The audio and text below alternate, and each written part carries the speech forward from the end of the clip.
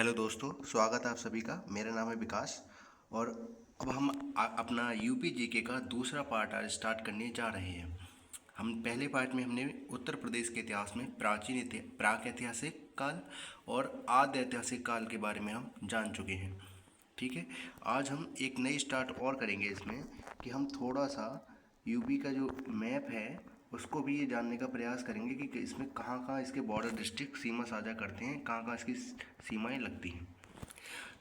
तो यहाँ आप देख सकते हैं, सबसे पहले इससे एक बात बता दूँ आपको कि हमारा उत्तर प्रदेश 8 राज्य, एक यूटी और एक देश जो कि नेपाल है इससे सीमा साझा करता है। ठीक है, सबसे पहले बात करते हैं हम 8 राज्य हमारे कौन कौन से हैं। तो उसमें देखिए, एक आपको दिखाई दे रहा होगा ये हरियाणा, यहाँ हिमाचल प्रदेश, उत्तराखंड। ठीक है, इसी में हम नीचे आते हैं तो हमें यहाँ पर ये देश मिल गया एक नेपाल, फिर यहाँ पे मिलता है हमें बिहार, फिर मिलता है झारखंड, छत्तीसगढ़ और ये हमें मध्य प्रदेश। और यहाँ पर ये सबसे ज़्यादा सीमा साझा कौन करता है? मध्य प्रदेश। यूपी के 11 डिस्ट्रिक्ट जो है वो मध्य प्रदेश से सीमा साझा करते हैं। और इधर आके राजस्थान। ठीक, राजस्थान के बाद यहाँ पर हमारा यूटी जो कि क्या है? दिल्ली। ठीक है, इसके बाद हम आगे बात करते हैं। अब ये आपको केवल अब पहले डिस्ट्रिक्ट के बारे में अगर हम बात करें कि सबसे पहले कौन सीमा साझा कर रहा है, तो देखिए सहारनपुर जो डिस्ट्रिक्ट है हमारा, तो सहारनपुर हरियाणा, हिमाचल प्रदेश और उत्तराखंड 3 राज्यों से सीमा साझाएं करता है। सबसे उत्तरी जिला पूछा जाए तब भी यूपी का कौन है? सहारनपुर। और अगर ये पूछा जाए कि 3 राज्यों से सीमा साझा करने वाला जिला कौन सा है, तो वो भी कौन सा होगा? सहारनपुर। हरियाणा, हिमाचल प्रदेश और उत्तराखंड। ठीक है, आइए अब आगे बढ़ते हैं। देखिए, अब हम बात कर लेते हैं कि हिमाचल प्रदेश से कितने डिस्ट्रिक्ट हमारे सीमा साझा करते हैं। तो केवल एक जिला सीमा साझा करता है, उसका नाम है सहारनपुर। ठीक, और बात करें हरियाणा की, तो हरियाणा से बागपत, शामली, सहारनपुर, इधर गौतम बुद्ध नगर। ठीक है, ये लोग सीमा साझा करते हैं। उत्तराखंड की अगर हम बात करते हैं तो उत्तराखंड से सहारनपुर, मुजफ्फरनगर, बिजनौर, मुरादाबाद, रामपुर, बरेली और पीलीभीत। ठीक है, ये 7 डिस्ट्रिक्ट क्या है? हमारे उत्तराखंड से सीमा साझा करते हैं। एक पीलीभीत एक ऐसा डिस्ट्रिक्ट है जो कि उत्तराखंड राज्य से भी सीमा साझा करता है और नेपाल देश से भी सीमा साझा करता है। ठीक है, आज के लिए आपको इतना काफ़ी है। आइए अब आगे बढ़ते हैं, हम हमारी जो सीरीज चल रही है उसकी तरफ। ठीक है, ये हमारा एक ब्लैंक मैप है जिसमें हम ये ध्यान रखेंगे, प्रैक्टिस करते रहेंगे कि कौन कौन से डिस्ट्रिक्ट आज हमने पढ़े। जैसे यहाँ पे ये क्या है? सहारनपुर है, ये मुजफ्फरनगर था। ठीक है, इसी तरह से हम सारे ये पूरा मैप आपको भरना सिखाया जाएगा। आपको पूरे मैप को भर के प्रैक्टिस करना है। ठीक, आइए अब आगे बात करते हैं। आज का हम टॉपिक शुरू करते हैं। अब हमें क्या पढ़ना है? हम प्राक ऐतिहासिक काल और हम आद्य ऐतिहासिक काल के बारे में पढ़ चुके हैं। अब हम बात करेंगे ऐतिहासिक काल के बारे में। तो ऐतिहासिक काल का जो पीरियड है वो क्या है? 600 बीसी के बाद का जो काल है वो क्या है? ऐतिहासिक काल है। यानी कि वैदिक सभ्यता की शुरुआत इसी काल में हुई, जिसे आर्य सभ्यता के नाम से भी जाना जाता है। ठीक है, वैदिक काल। और वैदिक काल को हम कितने भागों में बांटते हैं? 2 भागों में, ऋग वैदिक काल और उत्तर वैदिक काल। ऋग वैदिक काल जो है उसकी समय सीमा है 1500 से 1000 बीसी और उत्तर वैदिक की जो समय सीमा है वो है 1000 से 600 बीसी के बीच।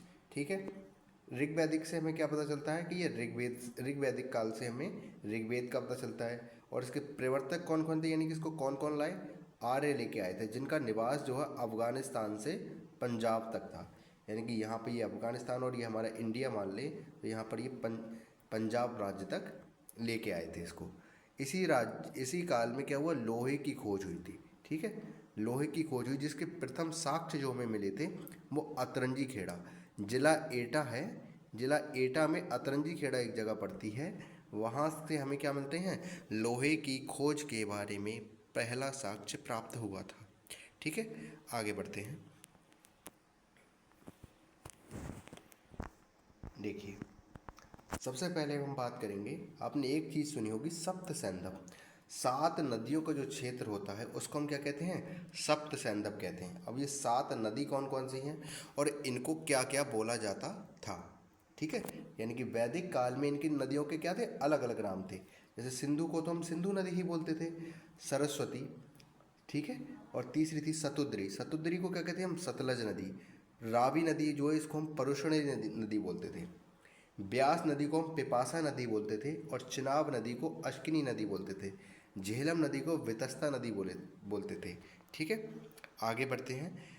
आर्यों ने उत्तर वैदिक काल में अपना विस्तार पंजाब से बढ़ाकर गंगा यमुना के दोआब, हिमाचल और विंध्याचल जैसे पर्वतीय प्रदेशों में करा।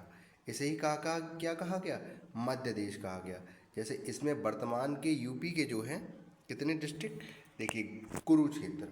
कुरु कौन सा एरिया है? मेरठ के, यानी कि इस तरह से अगर हमारा ये यूपी का अगर हम मैप मान लें, ठीक, तो ये कौन सा है? मेरठ, दिल्ली और हरियाणा वाला ये जो फील्ड है इसको हम क्या बोलते हैं? कुरु बोलते हैं, ठीक। जिसकी राजधानी आसंदीवत या हस्तिनापुर थी। जिसमें कुरु में किसका? राजा उद्दालक आरूढ़ी का उल्लेख छांदोग्य उपनिषद में हुआ है, ठीक। पांचाल क्षेत्र की बात करें तो पांचाल क्षेत्र कौन सा था? कानपुर से वाराणसी तथा बदायूं, बरेली और फरुखाबाद का जो एरिया आता है, ये किस क्षेत्र में आता था? पांचाल एरिया में आता था। राजधानी इसकी काम्पिल्य थी, जिसको फरुखाबाद का एक नगर था काम्पिल्य, वो क्या थी? पांचाल की राजधानी थी। पांचाल किसके लिए फेमस है? कि 6000 मुनियों की सभा में संपूर्ण महाभारत कथा का वाचन कहाँ हुआ था? पांचाल में हुआ था। राजा प्रवाहन जावाली कहाँ के थे? पांचाल के थे, ठीक।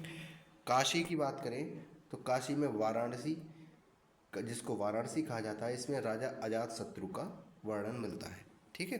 अब आगे हम बात करते हैं कि जो हम महाजनपद काल के बारे में पढ़ते हैं, इसका उत्तर प्रदेश के परिप्रेक्ष्य में क्या रोल है, ठीक है। अब हम बात करेंगे महाजनपद काल। बौद्ध ग्रंथ अंगुत्तर निकाय एवं जैन ग्रंथ भगवती सूत्र में 16 महाजनपदों का उल्लेख मिलता है।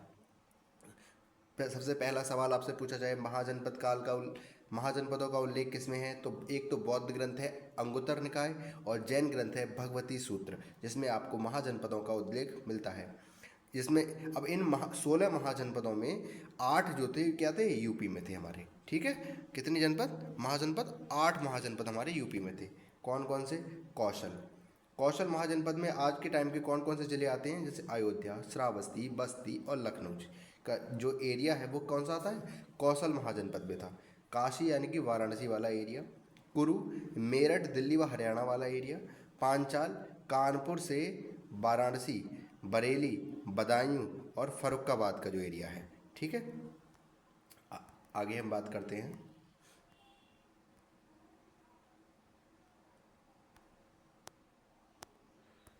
देखिए आगे हमारा है सूरसेन। सूरसेन यानी कि मथुरा वाला जो एरिया है, ठीक। वत्स प्रयाग वाला एरिया, मल्ल कुशीनगर और चेदी जो बुंदेलखंड वाला एरिया है, ये वाला, ठीक है। अब मैंने आपको मैप पर भी ये सारे शो कर दिए हैं जिससे आप अच्छे से समझ सकें।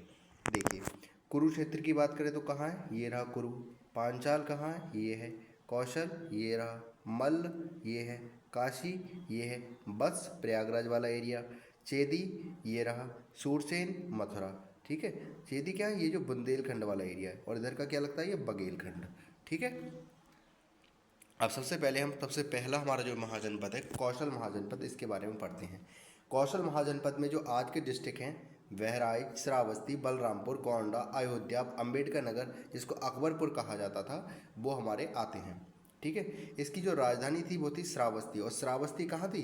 राप्ती नदी यानी कि इरावती नदी के तट पर ये बसी हुई थी, ठीक है। इसमें राजा महाकौशला देव का उल्लेख मिलता है, ठीक है। राजा महाकौशला देव क्यों प्रसिद्ध हैं? कि इन्होंने काशी को जीतकर क्या कर लिया था? एक समय पर अपने राज्य में मिला लिया था। इनकी पुत्री थी महाकौशला देवी का विवाह मगध सम्राट बिंबिसार के साथ हुआ, और काशी इन्होंने क्या दे दी? दहेज में दे दी साहब, ठीक है। इसके बाद क्या हुआ? इनके उत्तराधिकारी थे प्रसेनजीत, जो कि बुद्ध के काल का था, ठीक है। प्रसेनजीत ने क्या किया कि बिंबिसार की हत्या के बाद इसने अजात शत्रु से काशी क्या कर ली? वापस लेने का प्रयास किया, ठीक है। जब सफल नहीं हुआ तो अपनी पुत्री बाजरा का विवाह इसने क्या कर दिया, अजात शत्रु के साथ कर दिया और काशी को पुनः दहेज में दे दिया। यानी कि अपनी आत्मसंतुष्टि के लिए इसने क्या किया कि मैं इसको छीन तो नहीं सका काशी को, तो इसने क्या किया, अपनी पुत्री का विवाह अजात शत्रु के साथ कर दिया और अपने मन में ये मान लिया कि मैंने काशी क्या कर दी, ये समझ लूँगा कि इसको दहेज में दे दिया है। ठीक है, अब हम दूसरे महाजनपद की बात करते हैं, काशी। काशी जिसको जो कि वाराणसी है, ये इसको हम विश्व का प्राचीनतम जीवित शहर भी इसको बोला जाता है। ये शिक्षा, समृद्धि, शिल्प, व्यापार के लिए सबसे ज़्यादा प्रसिद्ध हुआ करता था। राजा ब्रह्मदत्त के समय कौशल राज्य से कई बार युद्ध हुआ और अंत में किसकी विजय हो गई, कौशल की विजय हो गई। यानी कि काशी को कौशल जनपद में मिला लिया गया। ठीक है, अब हम बात करते हैं कुरु। तो हम कुरु महाजनपद की जब बात करते हैं तो इसमें बागपत, गाजियाबाद, गौतम बुद्ध नगर यानी कि नोएडा है और मेरठ वाला एरिया आता है। इसकी राजधानी कहाँ थी, इंद्रप्रस्थ थी। बौद्ध धर्म के जातक ग्रंथों में इसकी चर्चा बार बार हुई है। ठीक है, बार बार कुरुक्षेत्र को बौद्ध धर्म की जातक कथाओं में बार बार इसका उल्लेख मिलता है। ठीक है, आगे बढ़ते हैं। अगले बात करते हैं हम पांचाल की। पांचाल यानी कि बरेली, बदायूं और फर्रुखाबाद का एरिया। राजधानी इसकी अहिच्छत्र यानी कि बरेली थी, जो कि उत्तरी पांचाल की राजधानी थी। दो राजधानी थी पांचाल की, एक अहिच्छत्र यानी कि आज का बरेली और एक कामपिल यानी कि जो बदायूं और फर्रुखाबाद का जो एरिया है। ठीक है, उत्तरी पांचाल की जो राजधानी थी वो थी अहिच्छत्र यानी कि बरेली और दक्षिणी पांचाल की जो राजधानी थी वो थी बदायूं या कामपिल, फर्रुखाबाद। ठीक है, अब बात करते हैं हम वत्स राज्य की। वत्स में क्या है, प्रयागराज, मिर्ज़ापुर, राजधानी इसकी कौन सी थी, कौशाम्बी, और ये यमुना नदी के तट पर बसी हुई थी। ठीक है, इसके बाद हम आगे बढ़ते हैं। उस समय प्राचीन काल में क्या हुआ, कुछ गणतंत्र राज्य भी थे। इन गणतंत्र राज्यों को सीधा सीधा हमारे एग्जाम में पूछा जाता है। ठीक है, जैसे कुछ गणराज्य हैं, इधर मैंने आपको बताया है कि आज के क्या वर्तमान क्षेत्र हैं। ठीक है, पहला था कपिलवस्तु के शाक्य। कपिलवस्तु के शाक्यों का अलग राज्य था। और आज का कौन सा डिस्ट्रिक्ट, जो सिद्धार्थनगर डिस्ट्रिक्ट है। ठीक है, रामग्राम के कोलिय यानी कि हमारा गोरखपुर जिला, पिपलीवन के मौर्य यानी कि गोरखपुर क्षेत्र, कुशीनगर के मल यानी कुशीनगर डिस्ट्रिक्ट, पावा के मल फाजिल नगर क्षेत्र, समसुमारगिरी के मक्क यानी कि जो मिर्ज़ापुर वाला एरिया है, कालीन भैया का मिर्ज़ापुर, केसपुत्र के कलाम, गंगा यमुना के दोआब क्षेत्र जो है इसको क्या बोलते थे, हम केसपुत्र के कलाम बोलते थे। ठीक है, आज के बारे हम छोटे छोटे पार्ट्स में हमने यूपी जीके को हम जल्दी से जल्दी अच्छे तरीके से पढ़ते हुए आगे बढ़ेंगे। आशा करता हूँ आप सभी को ये वीडियो पसंद आई होगी। अब अपने विचार कमेंट सेक्शन में प्रस्तुत कर सकते हैं। धन्यवाद, और ज़्यादा से ज़्यादा शेयर करें। धन्यवाद।